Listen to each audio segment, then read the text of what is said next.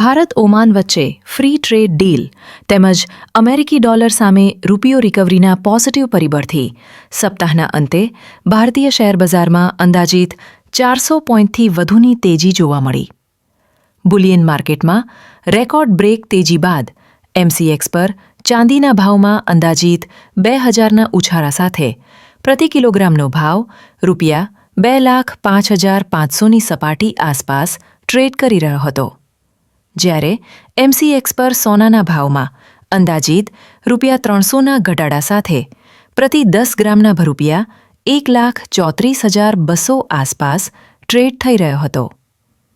Trading સંદર્ભે જોઈએ તો નિફ્ટી ફ્યુચર 26,008 પોઈન્ટની અતિ મહત્વપૂર્ણ ટેકનિકલ લેવલ ઉપર ટ્રેડ કરે તો નવી તેજી જોવા મળે.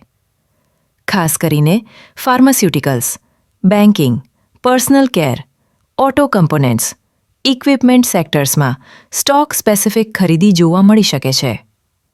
રોકાણકારો માટે સ્ટ્રક્ચરલી પોઝિટિવ દેખાતા કેટલીક પસંદગીની કંપનીઓમાં Zydus life sciences, IndusInd bank, Dabur India અને એક્સાઇડ ઇન્ડસ્ટ્રીઝનો સમાવેશ થાય છે.